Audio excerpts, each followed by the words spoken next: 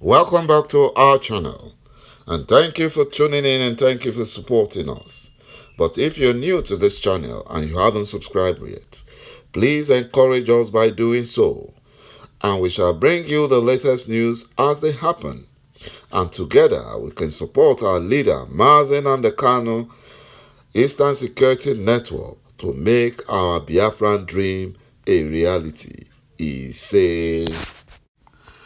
The Fulani Janjaweed true agenda have now been revealed to the Hausas and the northern minorities due to the rise in ethnic cleansing ravaging the north as Buhari impostor's tenure is about to come to an end, and the Fulani terrorist foot soldiers are now on rampage and making their final push to overrun Nigeria because Biafran land is a no-go area for the Fulani terrorists due to the superior power of Eastern Security Network operatives who have chased out all the Fulani terrorists and whom the Fulani terrorists in military uniform are afraid of.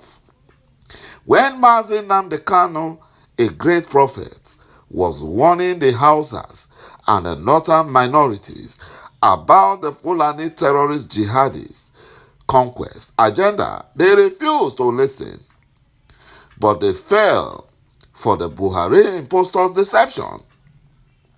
With that his evil laugh, sometimes he smiles, and that smile is devilish. He uses it to deceive people. They think he's a Democrat, whereas he is a terrorist jihadist. And they believed his deceptions. They believed it.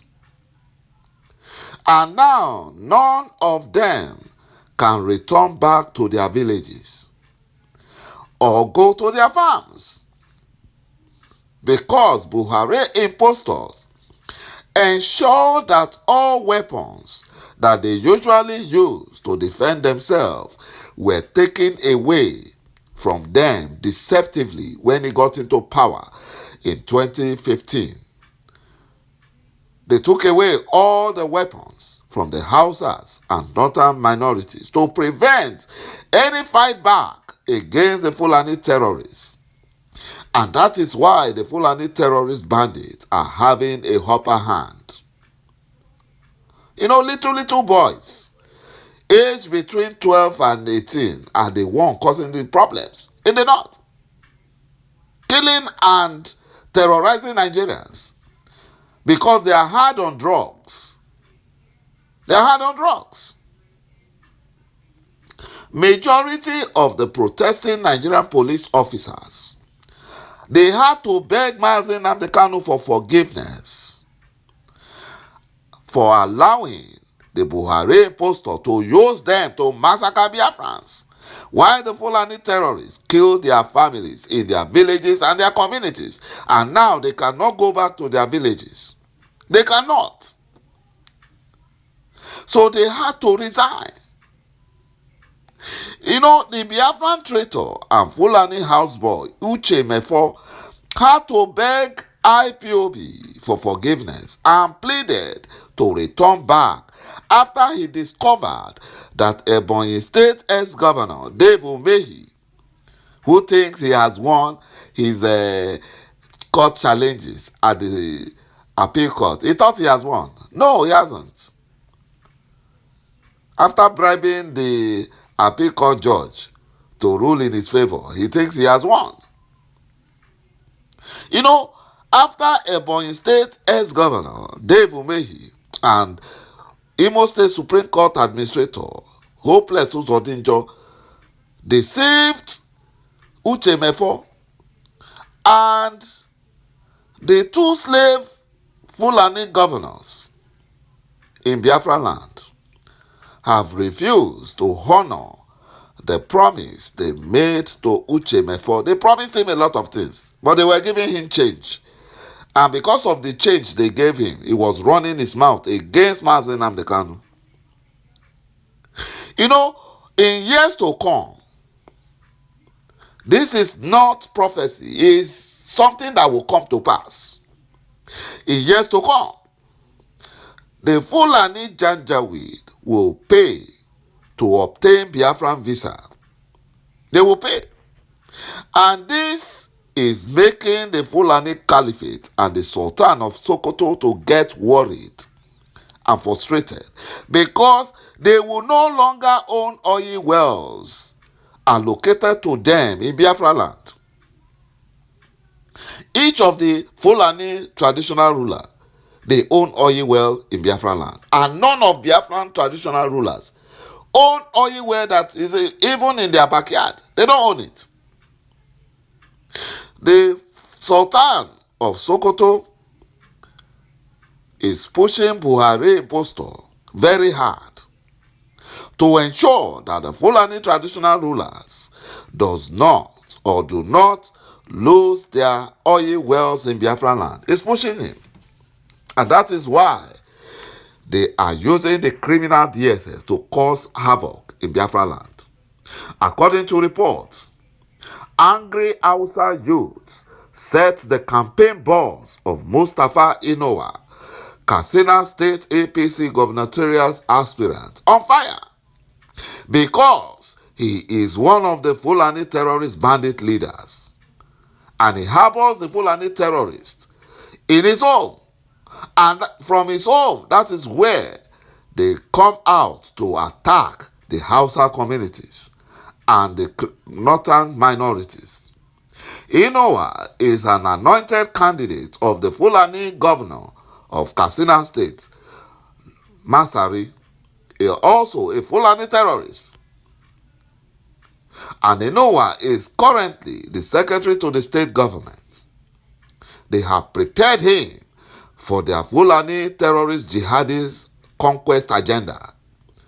So both the Katsina State Fulani governor, Masari, and his anointed terrorists are responsible for all the Fulani terrorism going on in Katsina State. They turned Katsina State into the hotbed of Fulani terrorists, and the angry Hausa youths were heard shouting and also criticizing the present serving Fulani governor, Bello Masari, because he uses the compromised Nigerian army and police and the criminal DSS to support the Fulani terrorists killing their people in the Hausa communities.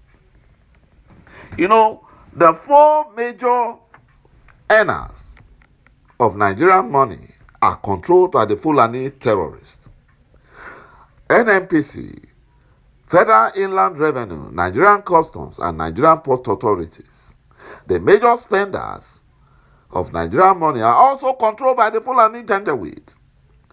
Nigerian Defense Ministry, Finance, Education, Justice, FCT, that's the Federal Capital Territory, Agriculture, Police Affairs, Aviation, Communication, Power, Water Resources, Humanitarian Affairs, FEMA, NYSC, PTDF, NTA, FAN, MBC, and so on and so forth.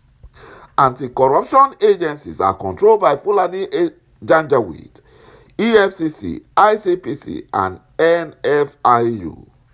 This shows that the Fulani people understand power and are very ruthless in grabbing and wielding it to its extreme, something the Southerners don't understand and they are afraid of doing it. The Fulani Janjaweed are not indigenous to Nigeria but are strangers, and they are not known to be well educated, yet they dominate Hausa tribe, who happens to be the major tribe in the zoo called Nigeria and part of Yoruba land, Ilorin, which they took deceptively from Afonja, a Yoruba prince stroke warrior during the era of Oyo Empire. The Fulani Janjaweed currently dominate Nigeria and all its resources to the point that they use it to support other Fulani nations like Chad and Niger Republic. The Fulani Janjaweed freely strolls into any community in Nigeria and massacre women, children, and men with impunity. The Fulani Janjaweed currently hold a nation of over 200 million people to ransom through banditry and kidnapping, without the Nigerian security agencies challenging them, because the security agencies are controlled by the Fulani Janjaweed, like the Nigerian Army, Police, Criminal DSS, and the Nigerian Civil Defense are all controlled by Fulani Janjaweed. Thank you, my brothers and my sisters, for watching this video, and bye-bye for now.